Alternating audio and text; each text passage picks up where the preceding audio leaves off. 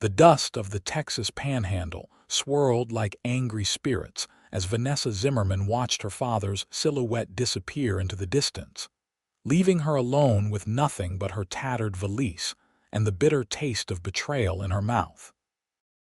The year was 1879, and at 21 years old, she had never imagined that her own flesh and blood would abandon her in Tascosa, Texas, a rough-edged frontier town where she knew not a soul. "You ain't nothing but trouble," Howard Zimmerman had spat before mounting his horse. "Always have been. Your mama's dead because of you, and I'm done carrying that burden." With that cruel parting, he'd thrown her small bag of possessions into the dirt and ridden away, leaving her collapsed in the dusty street, tears cutting clean tracks down her dirt-stained face. The townsfolk passing by averted their eyes, embarrassment or indifference keeping them from acknowledging the young woman sobbing in the middle of the thoroughfare. Vanessa's chest heaved with sobs that felt like they might break her ribs. Her father's accusations stung like venom. She'd spent her whole life trying to atone for her mother's death in childbirth, trying to earn her father's forgiveness for a sin she'd committed simply by being born.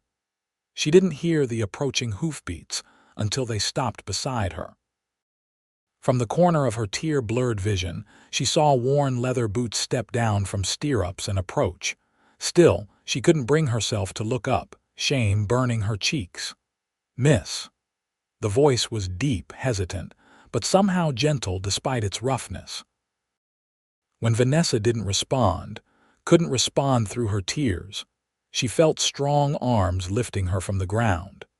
Before she could protest, she was being placed carefully atop a chestnut mare, her small valise tied securely behind the saddle. The stranger, a tall man with sun-weathered skin and eyes the color of a summer storm, mounted behind her without a word, one arm securing her as he urged the horse forward. "Where?" she managed to choke out. "Somewhere safe," was all he said, his voice rumbling against her back as they rode away from the scene of her humiliation.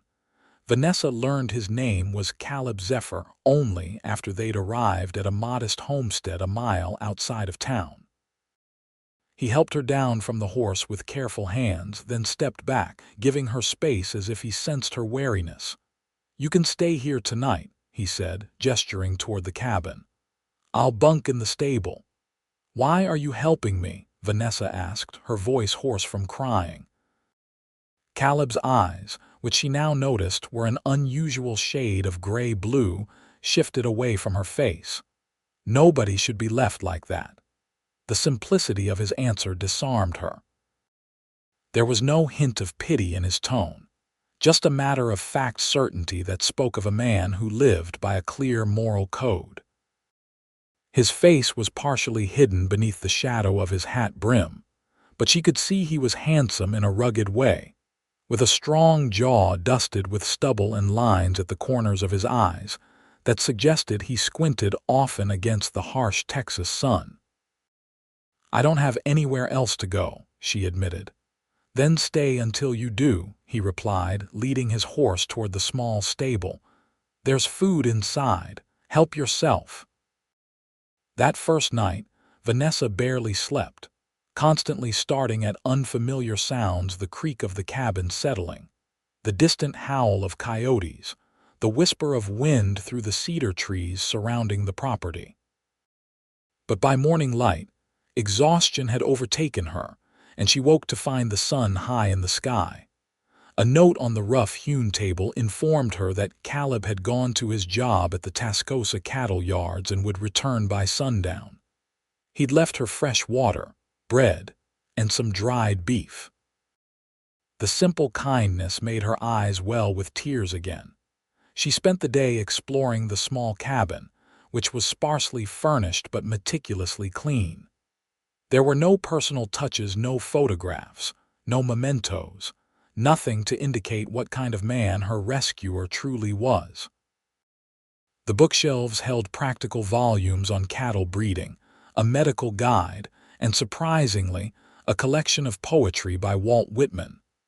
The discovery made her curious. What kind of cowboy read poetry? When Caleb returned that evening, he brought supplies: coffee, sugar, flour, and a dress that he handed to her awkwardly, explaining that he'd asked the general store proprietress to select something appropriate. "I can't accept this," Vanessa said, though the blue calico was pretty and her current dress was travel-worn and stained with dust and tears. "You need clothes," he said simply. "And I need you to understand that my help comes with no expectations." The way he emphasized the last word made his meaning clear, and Vanessa felt a flush of both embarrassment and relief. She'd heard stories of men who offered shelter to desperate women only to demand payment in the most degrading currency. "Thank you, Mr. Zephyr." "Caleb," he corrected, then moved toward the door. "I'll give you privacy."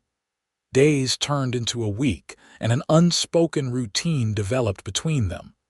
Caleb worked long hours at the cattle yards while Vanessa took over the domestic tasks of the cabin. She cooked simple meals, cleaned, and mended his shirts when she found them frayed. They spoke little during their shared suppers, but the silence wasn't uncomfortable. On the 8th day, as they ate beans and cornbread, Vanessa finally asked the question that had been burning in her mind. "Why do you live alone out here?" Caleb's fork paused midway to his mouth, then continued its journey. He chewed thoughtfully before answering. "It's quiet. That's all." He set down his fork. "People are complicated, land isn't.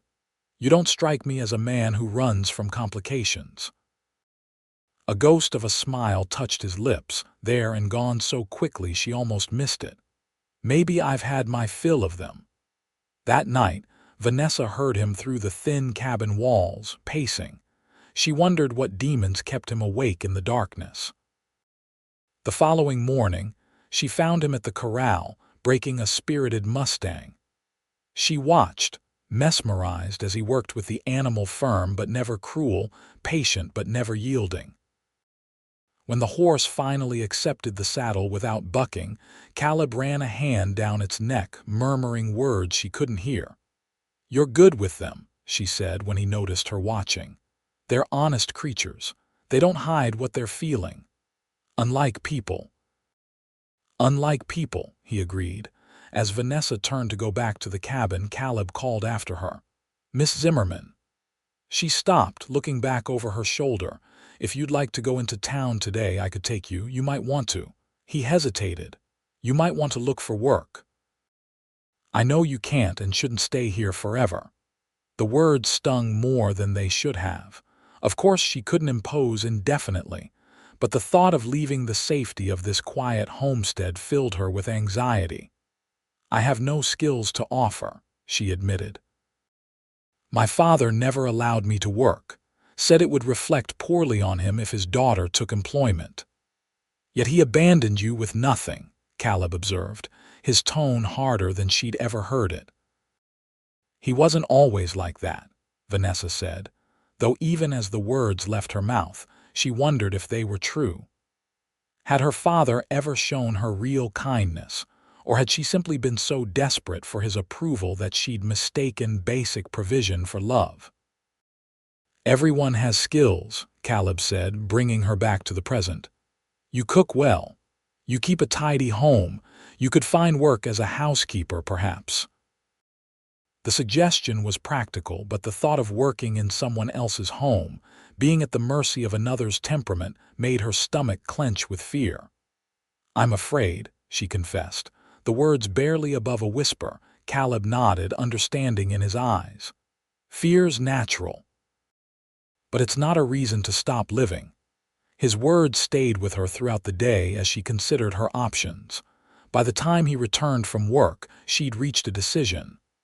"I'd like to try finding work in town," she told him, "but I'd also like to learn to ride so I can be independent."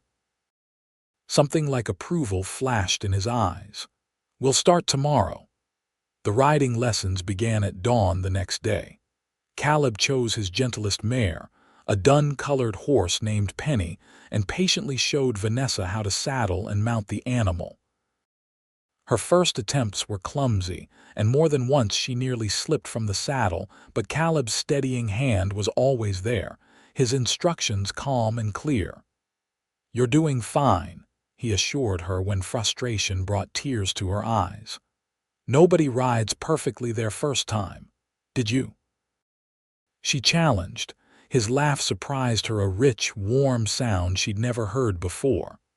"I fell off and broke my arm. My pa said it was the horse's way of teaching me respect." The image of a young Caleb, stubborn and determined, made her smile. Was he right? About respect, yes. About letting a 7-year-old boy ride a half-broke bronc? Probably not.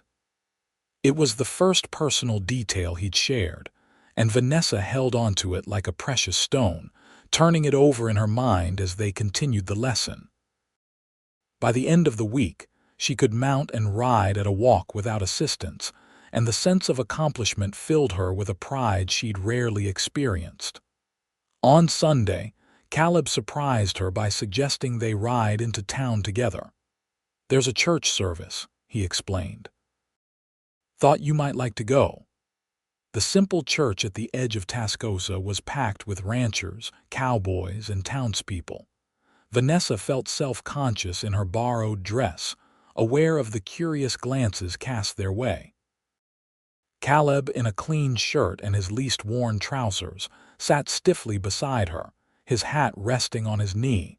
After the service, the preacher's wife approached them, her friendly smile immediately putting Vanessa at ease.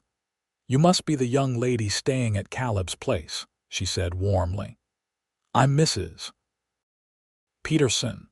My husband and I have been trying to convince this lone wolf to join us for Sunday dinner for years."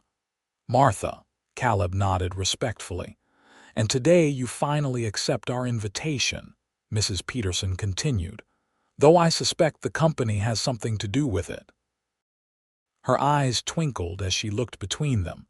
Before Vanessa could correct the woman's assumption, Caleb spoke. "Miss Zimmerman is looking for employment in town. Thought you might know of opportunities." Mrs. Peterson's expression turned thoughtful. As a matter of fact, the schoolteacher, Miss Collins, was just saying she could use an assistant.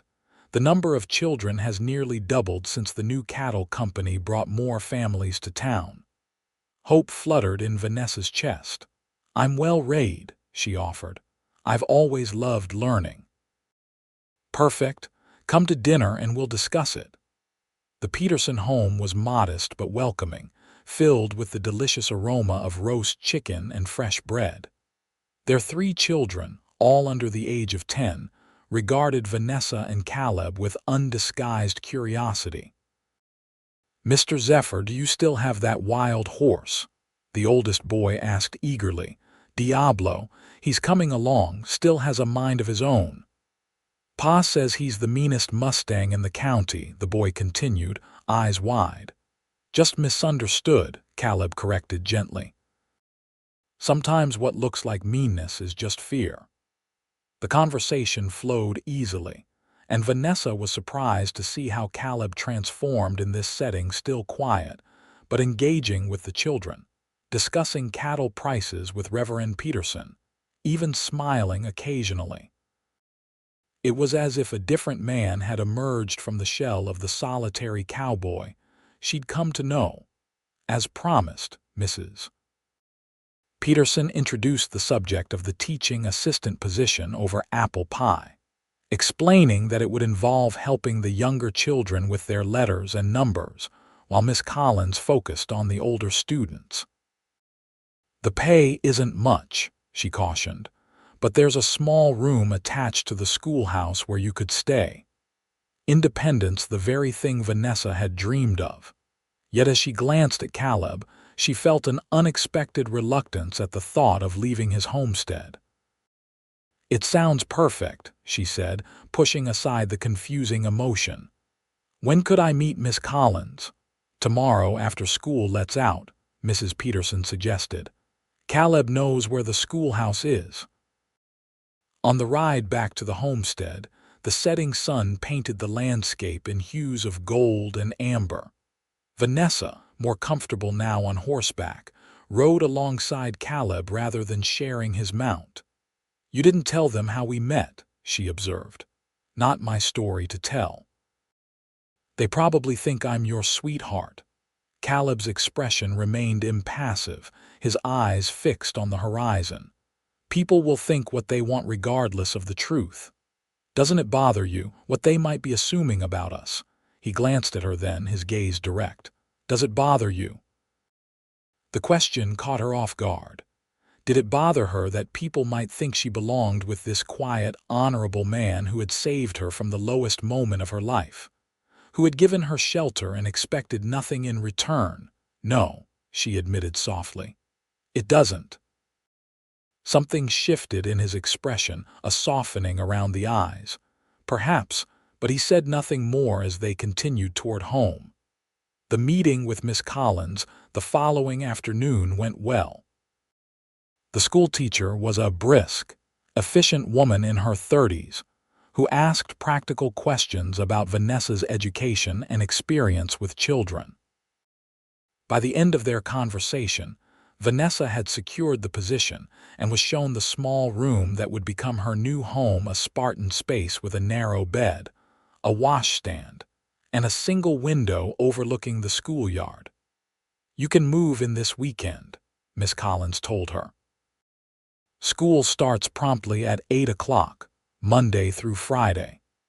As they rode back to Caleb's homestead, Vanessa's emotions were a jumble of excitement and apprehension. She would have her independence, yes, but she would also be leaving the first place where she'd felt truly safe in years. "You're quiet," Caleb observed as they approached his property. "I'm grateful for the opportunity," she said. "It's just happening so quickly."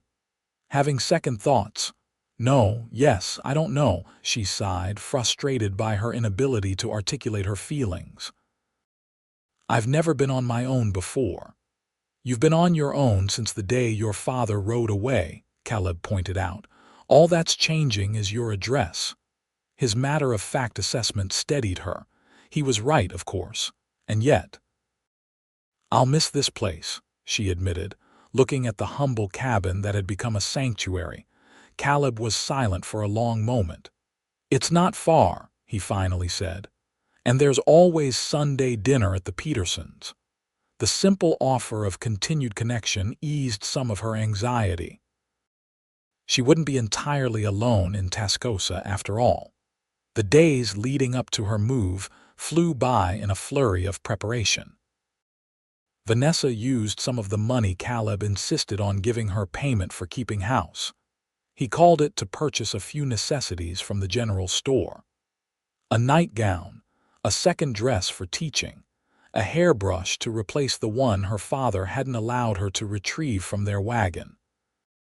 On her final evening at the homestead, she prepared the most elaborate meal she could manage with their limited supplies: a rabbit stew with dumplings, cornbread, and the last of the dried apple preserves Mrs. Peterson had sent home with them after Sunday dinner. "This is quite a feast," Caleb commented as they sat down to eat. "A thank you," Vanessa explained, "for everything you've done." He looked uncomfortable with her gratitude. "Anyone would have helped." "No," she disagreed firmly. "They wouldn't have. You know that as well as I do." She held his gaze until he nodded, acknowledging the truth of her words. "I want you to know that I'll never forget your kindness, Mr. Zephyr." "Caleb," he reminded her, the corner of his mouth lifting slightly. "After all this time, I think you can use my given name, Miss Zimmerman." "Vanessa," she responded with a small smile of her own. Something unspoken passed between them in that moment, a recognition, perhaps, that they had moved beyond the roles of rescuer and rescued into something more complex. They ate in companionable silence, and when the meal was finished, Caleb surprised her by producing a small package wrapped in brown paper. "What's this?" she asked, touching the parcel tentatively. "Open it and see." Inside was a journal bound in soft leather, its pages cream-colored and blank, waiting to be filled. "I noticed you writing on scraps of paper sometimes," he explained, a hint of uncertainty in his voice. "Thought you might like something proper to write in." The thoughtfulness of the gift brought tears to her eyes. No one had ever paid such careful attention to her before, noticing her small habits and desires. "It's perfect," she whispered. "Thank you, Caleb." His name on her lips seemed to affect him. He looked away quickly, then rose from the table. "Best get some rest. Morning comes early." That night, as Vanessa prepared for bed in the cabin while Caleb kept to his word and slept in the stable, she opened the journal and wrote her first entry. "Today marks the end of my time at Caleb Zephyr's homestead and the beginning of my new life as a teaching assistant in Tascosa. I should feel only excitement, but there is a heaviness in my heart that I don't fully understand. When my father abandoned me, I thought my life was over. Now I see it was only beginning." The next morning dawned bright and clear. Caleb helped her load her few belongings onto Penny, which he insisted she take with her. "I can't accept a horse," she protested. "She's on loan," he clarified, "until you can afford your own. Besides, you need transportation between town and here for Sunday dinners." The mention of continued connection to him and his home eased some of the tightness in her chest. "If you're sure." "I am." He adjusted Penny's saddle, checking the cinch with practiced hands. "You've learned to ride well enough. Just don't try galloping through town yet." Vanessa laughed, the sound surprising them both. "I'll restrain myself." The ride to Tascosa was quiet, each lost in their own thoughts. When they reached the schoolhouse, Miss Collins was waiting to help Vanessa settle into her new room. "I'll leave you to it," Caleb said, tipping his hat to the schoolteacher. To Vanessa, he added, "If you need anything." "I know where to find you," she finished for him. He nodded once, then mounted his horse and rode away without looking back. Vanessa watched until he disappeared around a bend in the road, an inexplicable sense of loss washing over her. "He's a good man," Miss Collins observed, startling Vanessa with her perceptiveness. "Quiet but respected. You're fortunate to have such a friend in Tascosa." Friend. The word seemed inadequate for what Caleb had become to her, yet she had no better term to offer. "Yes," she agreed simply. "I am." Life as a teaching assistant proved both more rewarding and more challenging than Vanessa had anticipated. The children, 28 in total, ranging from 5 to 16 years old, tested her patience and warmed her heart in equal measure. Miss Collins was a demanding mentor but generous with her knowledge, teaching Vanessa not only how to instruct the younger pupils, but also how to maintain discipline without resorting to the harsh measures some school teachers employed. "A ruler across the knuckles teaches nothing but fear," Miss Collins told her firmly. "And fear is the enemy of true learning." In the evenings, Vanessa would return to her small room exhausted but fulfilled, recording the day's events and her observations in the journal Caleb had given her. Sometimes she would stand at the window, looking toward the distant hills where his homestead lay, wondering what he was doing in that moment. True to his word, Caleb appeared at the schoolhouse each Sunday to escort her to dinner at the Petersons'. These weekly rides became the highlight of Vanessa's week, a chance to share her experiences and hear about his work at the cattle yards or his progress with the horses he was training. As summer approached, bringing with it the end of the school term, Vanessa realized with some surprise that she had carved out a place for herself in Tascosa. The townspeople greeted her by name now, and she had formed friendships with several of the mothers whose children she taught. She had saved a modest sum from her wages, and even purchased a few items to make her room more comfortable: a colorful quilt, a small rug, a vase that she kept filled with wildflowers. On the last day of school, As the children ran whooping into the freedom of summer, Miss Collins approached Vanessa with an unexpected proposal. "I'll be visiting my sister in Austin for most of the summer," she explained. "The schoolhouse will be empty. I was thinking you might use the time to offer reading lessons to some of the ranch hands and cowboys. Many of them never had the opportunity for education." The idea intrigued Vanessa. "Do you think they'd be interested?" "I've already mentioned it to a few, including your Mr. Zephyr." He seemed particularly supportive of the idea. Vanessa felt her cheeks warm at the phrase, "your Mr. Zephyr," but focused on the opportunity at hand. "I'd be happy to try."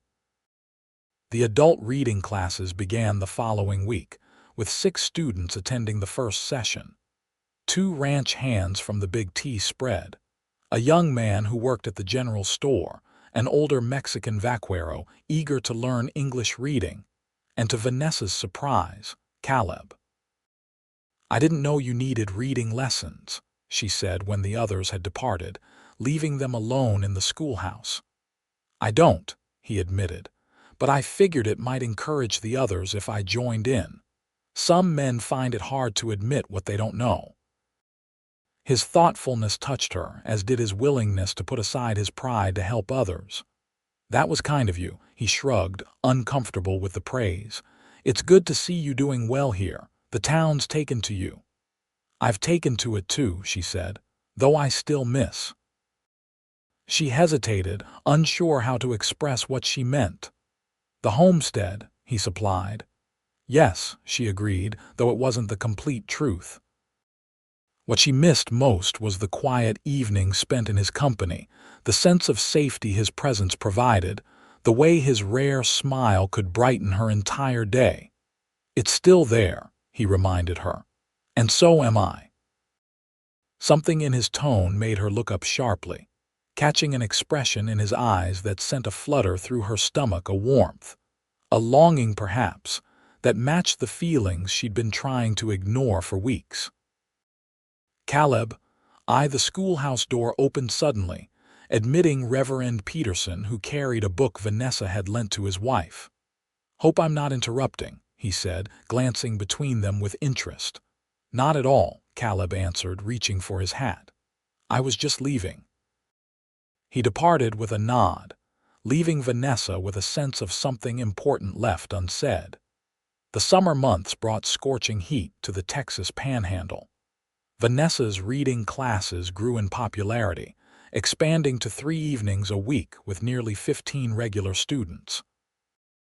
Caleb continued to attend, though he often helped the newer students rather than working on his own skills.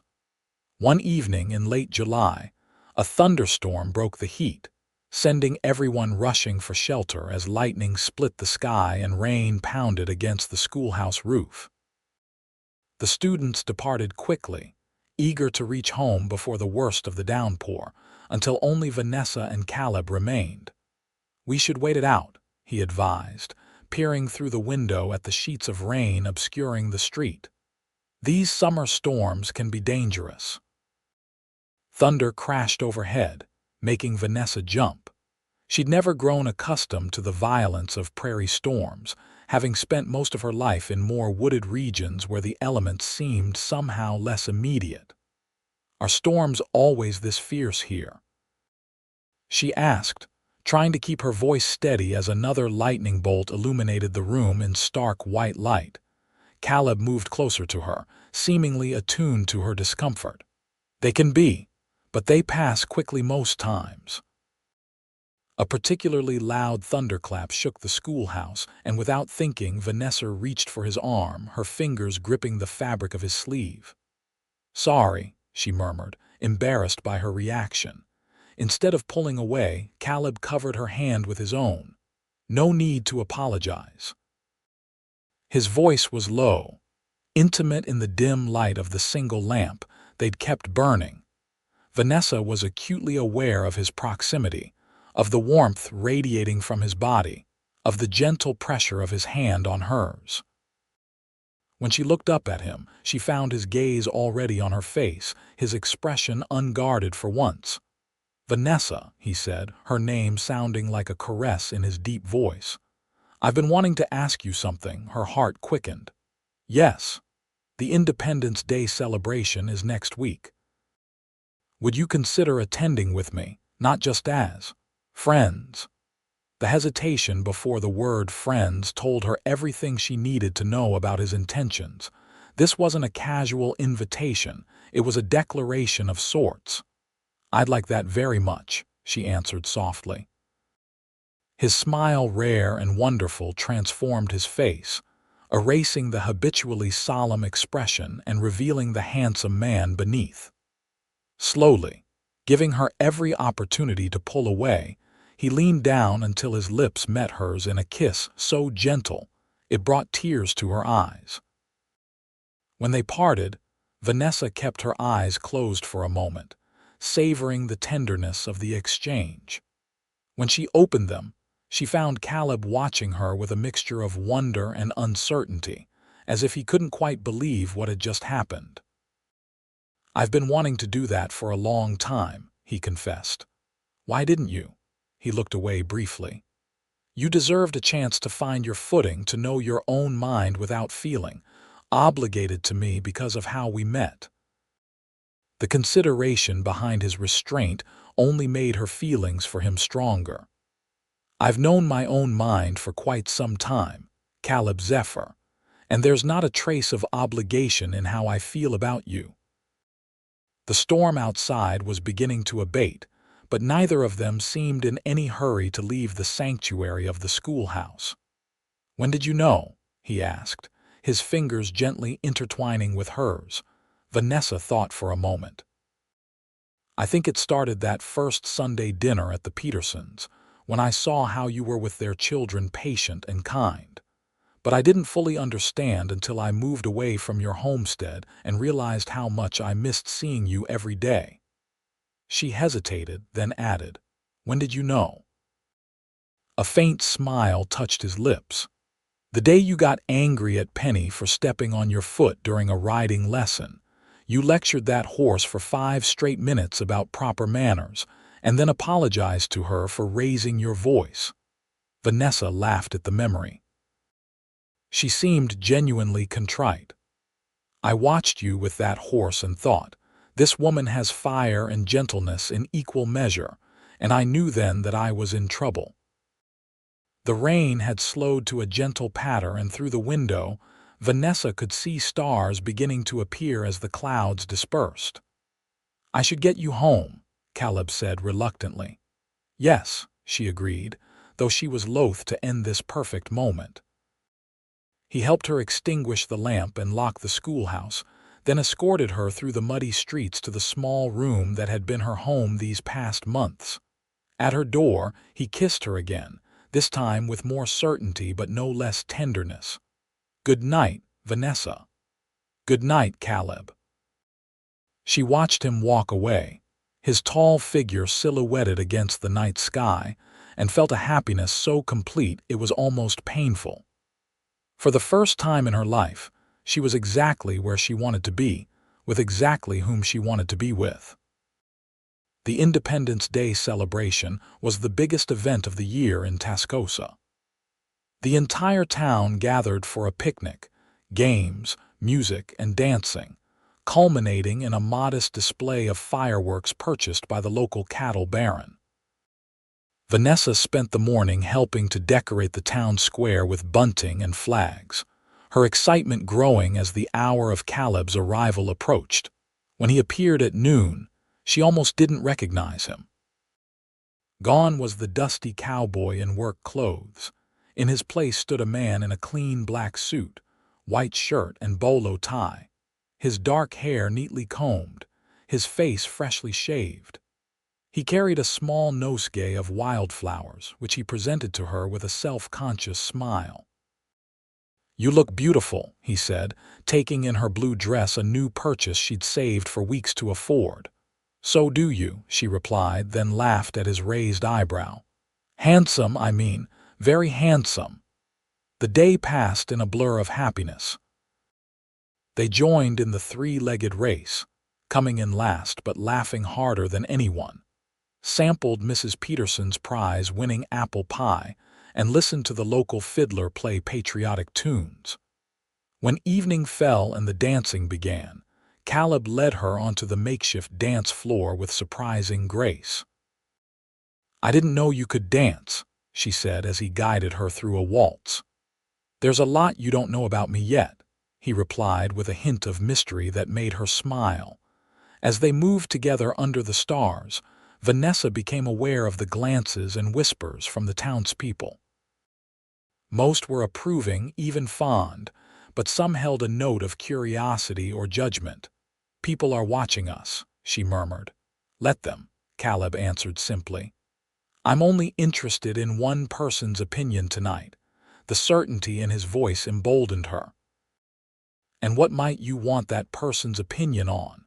He slowed their dance, looking down at her with an intensity that made her breath catch. "On whether she might consider making our arrangement more permanent." Vanessa's heart skipped. "What kind of arrangement did you have in mind, Mr. Zephyr?" "The kind that involves a preacher, a ring, and a promise to spend our lives together." He stopped dancing entirely now, holding her hands in his. "I know it's soon, and I'm not a man of wealth or high standing, but I can offer you honesty, respect, and a love that will never waver." Tears pricked at Vanessa's eyes. "When would this arrangement begin?" "Whenever you're ready. Tomorrow or next year I'll wait as long as you need." The offer of patience, of allowing her to set the pace of their future, confirmed what she already knew. This was a man worth building a life with. "I don't need a year," she said softly. "I don't even need a month. My answer is yes, Caleb, yes to all of it." The joy that transformed his face was like sunshine breaking through clouds. Without regard for the watching townspeople, he pulled her into his arms and kissed her soundly, prompting a few whistles and good-natured cheers from the crowd. When they parted, both flushed and smiling, Reverend Peterson approached them with a knowing look. "I see congratulations are in order," he said warmly. "Shall we discuss a date for the ceremony?" "As soon as possible," Caleb answered, his eyes never leaving Vanessa's face. 2 weeks from Sunday," the Reverend suggested. "That will give us time to post the banns and for the ladies to help with preparations." 2 weeks, Vanessa repeated, hardly able to believe that in such a short time she would become Mrs. Caleb Zephyr. From abandoned daughter to beloved wife, the transformation seemed miraculous. The next 2 weeks passed in a whirlwind of activity. The women of Tascosa rallied around Vanessa, helping her prepare for the wedding with generous gifts and practical advice. Mrs. Peterson offered her wedding dress, which with some alterations fit Vanessa perfectly. The schoolchildren presented her with a handmade quilt, each square sewn by a different student. Even Miss Collins, returned from Austin, contributed a set of fine linen handkerchiefs embroidered with Vanessa's soon-to-be initials. Caleb, meanwhile, worked feverishly to ready the homestead for his bride. With the help of several friends from the cattle yards, he added a proper bedroom to the cabin, complete with a window overlooking the hills. He purchased a new cookstove, built shelves for Vanessa's books and personal items, and even planted flowers along the path to the door. "I want it to feel like your home," he explained when she visited to see the improvements. "Not just mine that you're moving into." The thoughtfulness of his preparations touched her deeply. This was a man who paid attention to the small details, who anticipated her needs without her having to voice them. The wedding day dawned clear and warm, a perfect late summer Sunday. The small church was filled beyond capacity, with many townspeople standing outside the open windows to witness the ceremony. Vanessa, waiting in a side room with Mrs. Peterson, who had offered to stand in place of her absent family, felt a curious calm despite the momentousness of the occasion. "No nerves?" Mrs. Peterson asked, adjusting the wildflower crown that served as Vanessa's veil. None, Vanessa confirmed with a smile. I've never been more certain of anything. When the time came, she walked alone down the short aisle, her eyes fixed on Caleb who stood waiting for her by the altar, his expression a mixture of awe and devotion that made her heart swell. He took her hand when she reached him, his fingers warm and steady around hers. The ceremony was brief but meaningful, the traditional vows exchanged with clear voices and unwavering commitment.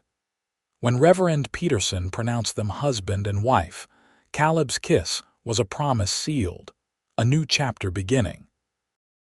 The celebration afterward was joyous, a potluck feast in the churchyard with music, dancing, and enough well wishes to last a lifetime. As the sun began to set, they said their goodbyes and mounted their horses for the ride to the homestead, their home now. They rode side by side in comfortable silence, the beauty of the twilit landscape reflecting the contentment in their hearts. When the cabin came into view, lights glowing warmly from the windows, a parting gift from friends who had gone ahead to prepare it, Caleb reached over to take her hand. "Welcome home, Mrs. Zephyr." The simple words filled Vanessa with happiness. Home, not just a place, but a person, a feeling, a belonging she had never known before. At the cabin, Caleb insisted on carrying her across the threshold, a tradition that made her laugh with delight. Inside, she found the table set with their best dishes, a simple supper waiting and a vase of wildflowers as a centerpiece. "It's perfect," she whispered, taking in the homey scene. Later, as they lay together in the new bed, the moonlight streaming through the window casting silver patterns on the walls, Vanessa traced the contours of her husband's face with gentle fingers. "I never thought I would find this," she confessed. "After my father left me, I thought I was alone in the world, that no one would ever truly care what happened to me." Caleb caught her hand and pressed a kiss to her palm. "I cared from the moment I saw you, and I'll care until my last breath. What made you stop that day?" When everyone else just walked past, he was quiet for a moment, considering. "I know what it's like to be left behind," he finally said. "My mother died when I was young, like yours. My father raised me as best he could, but he was a hard man, unsentimental. When he died, there was no one to mourn him properly because he'd kept everyone at a distance." Vanessa had never heard him speak so openly about his past. "Is that why you lived alone, keeping your distance like he did?" "For a long time, yes. It seemed safer that way." His arms tightened around her. "Until you made me realize what I was missing." She rested her head on his chest, listening to the steady beat of his heart. "We've both been given a second chance, and we'll make the most of it," he promised, pressing a kiss to the top of her head. As fall gave way to winter, Vanessa and Caleb settled into the rhythms of married life. She continued teaching at the schoolhouse, having been promoted to full assistant teacher when Miss Collins recognized her natural aptitude with the children. He worked at the cattle yards during the day and spent his evenings expanding their home and tending to his growing herd of horses. Their first Christmas together was simple, but deeply meaningful. They decorated a small pine tree with paper ornaments Vanessa had made with her students, exchanged modest gifts, a hand-tooled leather journal cover from him, a knitted scarf from her, and shared a special dinner with the Petersons, who had become like family to them both. In January, as a blizzard howled outside their snug cabin, Vanessa shared news that would change their lives forever. "I think we're going to have a baby," she told Caleb as they sat before the fire, his arm around her shoulders, a quilt draped across their laps.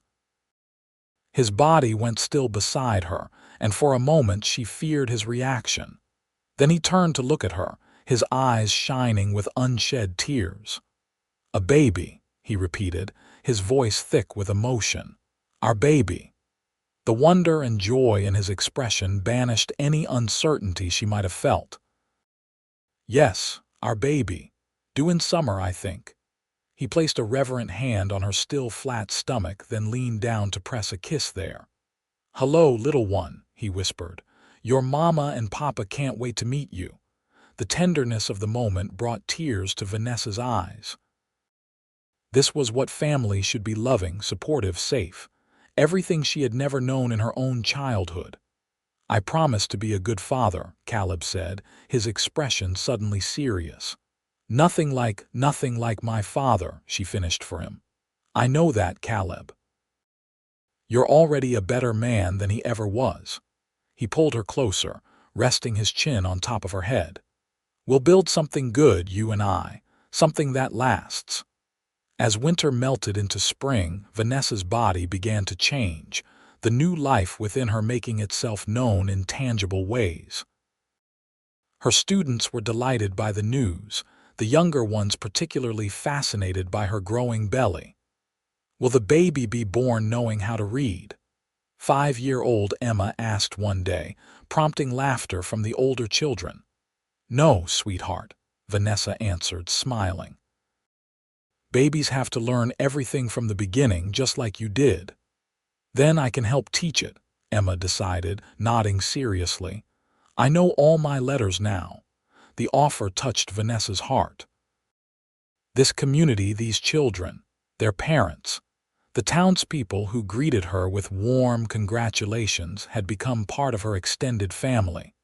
A circle of support she had never imagined possible when she'd arrived in Tascosa less than a year before. Caleb, meanwhile, threw himself into preparing for the baby's arrival with characteristic thoroughness. He built a cradle from cedar wood, its smooth surface polished to a soft glow. He traded one of his horses for a rocking chair, which he placed by the bedroom window so Vanessa could sit in the afternoon light. He even volunteered to help Reverend Peterson rebuild the church roof, in exchange for the Reverend's promise to baptize their child when the time came. "You're nesting," Vanessa teased one evening as she watched him install a shelf for baby clothes and blankets. "Is that what this is?" he asked, pausing in his work. "I just want everything to be ready." "It will be," she assured him, running a hand over her 7-month belly. "We still have time." But their child had other plans. On a sweltering July afternoon, 2 weeks earlier than expected, Vanessa's labor began while she was alone at the homestead, Caleb having ridden into town for supplies. The first pains were mild, easy to dismiss as the false contractions she'd been experiencing for days. But as they intensified and fell into a regular pattern, she realized that their baby was indeed coming, and coming quickly. With no way to send for help, Vanessa focused on remembering what Mrs. Peterson and the other experienced mothers had told her about childbirth.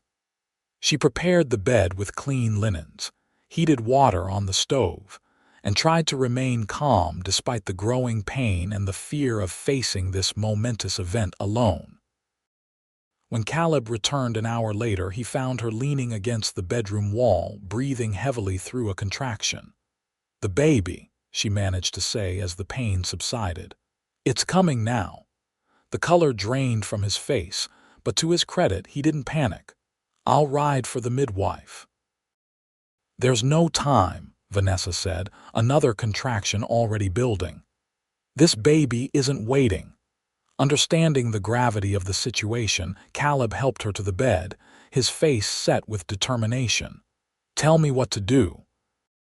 Despite never having witnessed a birth, Caleb proved to be a steady, comforting presence throughout Vanessa's labor. He wiped her brow, supported her back, and murmured encouragement as she worked to bring their child into the world. And when the final, powerful contraction came and Vanessa pushed with all her strength, it was Caleb's hands that caught their son as he slipped into the world with a lusty cry. "It's a boy," he announced, his voice breaking with emotion as he placed the squalling infant on Vanessa's chest. "A perfect, beautiful boy." Through exhausted tears, Vanessa gazed down at their child, red-faced and indignant at his abrupt arrival, but undeniably perfect with his shock of dark hair and tiny, grasping hands. "Charles," she whispered, looking up at Caleb. "After your father." Charles Howard Zephyr. The mention of both their fathers, one who had abandoned her, one who had been emotionally distant but had at least tried in his way, seemed right somehow. A recognition of where they had come from, even as they built something entirely new and better for their son. Caleb's eyes filled with tears as he nodded his agreement. "Charlie," he said softly, touching the baby's cheek with a gentle finger. "Welcome to the world, son." The hours that followed were a blur of wonder and exhaustion. Caleb rode to town to fetch the midwife, who arrived to find mother and baby doing remarkably well under the circumstances. She checked them both thoroughly, pronounced the birth as fine as any I've attended, and helped Vanessa with the first nursing before departing with promises to return the next day. That night, as Vanessa dozed with Charlie nestled against her, she woke briefly to find Caleb sitting beside the bed, watching them with an expression of such profound love it brought a lump to her throat. "You should sleep," she murmured. "I can't stop looking at you both," he admitted. "Every time I try to close my eyes, I'm afraid I'll wake up and discover it was all a dream." She reached out her free hand, which he took immediately. "Not a dream. We're right here and we're not going anywhere. Do you know what I was thinking about earlier?" he asked, his thumb tracing circles on her palm. "That day I found you in the street, how different everything would be if I'd ridden past like everyone else." "But you didn't," she reminded him. "You stopped, you helped me up, you brought me home. Best decision I ever made." He leaned over to kiss her forehead, then the top of Charlie's head. "Get some rest, Vanessa. I'll be right here." As Charlie grew from newborn to infant to toddler, the homestead expanded along with their family. Caleb added 2 more rooms to the cabin, extended the stable to accommodate more horses, and fenced a larger garden where Vanessa grew vegetables and herbs. The place that had once been a bachelor's Spartan dwelling became a true family home, filled with laughter, love, and the occasional chaos that comes with a curious child. Vanessa continued teaching part-time, bringing Charlie with her to the schoolhouse where he became a favorite among the students. Caleb's reputation as a horse trainer grew, allowing him to work primarily from their property rather than at the cattle yards, a change that gave him more time with his son. Charlie at 3 was the image of his father, serious-eyed one moment, flashing a heart-melting smile the next. He followed Caleb everywhere, helping with chores in his small red boots, already showing an affinity for horses that made his father proudly declare him a natural horseman. It was during this golden time that Vanessa received a letter that threatened to disrupt their hard-won happiness. Delivered by a passing cowboy who had encountered her father in a border town, the message was brief but devastating. "Dying. Consumption. Forgive me." For days, Vanessa struggled with conflicting emotions: anger at the man who had abandoned her, pity for his suffering, uncertainty about what response, if any, she owed him. "What do you want to do?" Caleb asked when she finally showed him the letter. He had never pressed her to speak of her father, respecting the pain associated with those memories. "I don't know," she admitted. "Part of me says he deserves nothing from me. Another part remembers that he was once a good father before my mother died, before grief poisoned him." Caleb was quiet for a long moment, watching Charlie play with wooden blocks on the cabin floor. "If you want to see him to try for some kind of peace, I'll support that. We can make the journey together."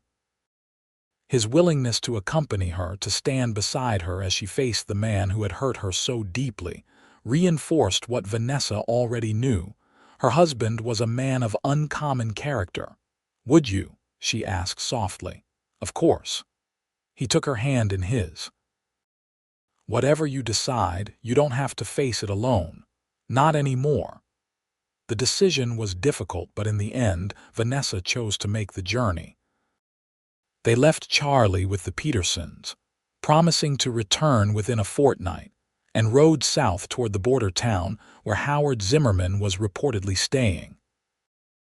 They found him in a decrepit boarding house, his once powerful frame wasted by disease, his eyes sunken in a face that had aged 20 years in the span of 4. "Vanessa," he breathed when she entered the room, her hand firmly clasped in Caleb's. "You came." "I came," she agreed, her voice steady despite the turmoil within. Howard's gaze shifted to Caleb, then back to his daughter. "Your husband?" "Yes, this is Caleb Zephyr." A look of understanding crossed her father's ravaged face. "The cowboy, the one who helped you when I—" He couldn't finish the sentence, overcome by a fit of coughing that left him gasping for breath. Vanessa moved to his bedside, offering a glass of water which he accepted with shaking hands. "Why did you want to see me?" she asked when he could breathe again. "To ask forgiveness," he whispered. "Though I don't deserve it, what I did to you leaving you like that, it was unforgivable." "Then why should I forgive you?" The question wasn't bitter or angry, merely honest. Howard's eyes filled with tears. "You shouldn't, but I hoped you might be a better person than I was. That you might have found it in your heart to understand that I was broken by grief, by guilt. That I blamed you for your mother's death, because it was easier than blaming God or fate or my own failure to get her proper care when the birthing went wrong." The admission that her mother's death hadn't truly been her fault struck Vanessa like a physical blow. All her life, she had carried that burden, believing herself responsible for the tragedy that had shaped her childhood. "It wasn't my fault," she said, the words half statement, half question. "No," Howard confirmed, "it was never your fault. You were an innocent baby, and I was a coward who couldn't face his own guilt." He reached for her hand, his fingers skeletal against her healthy ones. "Can you forgive me, daughter, not for my sake, but for your own peace?" Vanessa felt Caleb's steadying presence behind her, his hand on her shoulder offering silent support. In that moment, she realized that forgiveness wasn't about absolving her father of his sins, it was about freeing herself from the pain of the past. "I forgive you," she said softly. "And I hope you find peace." Relief transformed Howard's face, making him look briefly like the father she remembered from her earliest childhood, the one who had told her stories and called her his little star. "Thank you," he whispered. "I have a grandson, I'm told. Charlie," she confirmed. "He's 3 now." "What is he like, this boy I'll never meet?" Vanessa found herself describing Charlie, his curiosity, his laugh that could light up a room, his fondness for horses and stories. As she spoke, she watched her father's eyes grow distant, perhaps imagining the grandchild who would know him only through stories, if at all. When it became clear that Howard was tiring, Vanessa stood to leave. "We're staying in town tonight," she told him. "We'll come again tomorrow." But there was no tomorrow for Howard Zimmerman. He died peacefully in his sleep that night, the burden of his guilt perhaps lightened by his daughter's forgiveness. They buried him in the small cemetery on the outskirts of town, Caleb digging the grave himself when the local undertaker asked for more money than seemed right. The service was brief, attended only by them and the boarding house proprietor who had shown unexpected kindness to the dying man. As they rode back toward Tascosa, Vanessa felt a curious lightness despite the sadness of her father's passing. The weight of abandonment, of believing herself unwanted and unworthy of love, had been lifted. In its place was a newfound understanding of human frailty and the power of forgiveness, not just for the forgiven, but for the one who forgives. "Are you all right?" Caleb asked as they made camp on the second night of their journey home. Vanessa considered the question seriously. Yes, she finally answered. I think I am. For the first time in my life I feel free of the past, free of doubts about my worth. He smiled, pulling her close to his side as they sat before the campfire. You never should have doubted your worth, not for a moment. Easy to say when you've been loved, she pointed out. Harder to believe when the person who should have loved you most in the world leaves you crying in the dirt. Caleb was quiet for a moment, his eyes on the dancing flames. When I saw you that day, he finally said, I didn't see someone without worth. I saw someone who deserved better than what life had handed her, someone strong enough to survive it. His words warmed her more than the fire ever could. And now I see the woman I love, the mother of my son. The person who makes me believe in second chances and happy endings. He kissed her gently. The person who makes every day better just by being in it. 3 days later, they returned to Tascosa, to their son, to the life they had built together. Charlie greeted them with exuberant joy, flinging himself into their arms as if they'd been gone for years instead of days. I helped Reverend Peterson feed the chickens, he announced proudly. And Mrs. Peterson let me stir the stew, and I didn't spill hardly any. Vanessa hugged him tightly, breathing in the sweet scent of his hair, marveling at how this small person, this perfect blend of her and Caleb, had become the center of their world. That night, after Charlie was asleep, she and Caleb sat on the porch of their home, watching the stars appear one by one in the vast Texas sky. I was thinking, Caleb said, his voice thoughtful in the darkness. Maybe it's time to expand the homestead again. Oh. Vanessa leaned against his shoulder. What did you have in mind? A room for Charlie all his own, and he hesitated briefly. Maybe another for the baby that's coming. Vanessa sat up straight, staring at him in the moonlight. How did you know? I only realized myself a few days ago. His smile was visible even in the dim light. You've been declining coffee at breakfast, and you had the same glow about you that you did when you were carrying Charlie. Laughing, she settled back against him. I was going to tell you tonight. You stole my surprise. I'm plenty surprised, he assured her, placing his hand on her still flat stomach. And happy, so very happy. As they sat together in the quiet of the evening, Vanessa thought about the journey that had brought her here, from abandoned daughter to beloved wife and mother. From a woman crying in the dirt to one surrounded by love and security. The path had not been easy, but every difficult step had led her home. I love you, Caleb Zephyr, she whispered. And I love you, Vanessa Zephyr, he replied, today and all the days to come. 8 months later, as spring painted the hills with wildflowers, their daughter Victoria was born under considerably less dramatic circumstances than her brother. The midwife arrived in plenty of time. Charlie was safely occupied with the Petersons' children, and Caleb managed not to faint despite his nervousness. She looks just like you, Caleb said in wonder as he held his tiny daughter for the first time. She has your eyes. And your determination, Vanessa observed with a tired smile. Listen to those lungs. Victoria Rose Zephyr was indeed vocal from the start, making her desires known with impressive volume. Charlie, initially suspicious of this loud interloper, quickly appointed himself her protector, solemnly informing visitors that my sister only cries because she can't talk yet.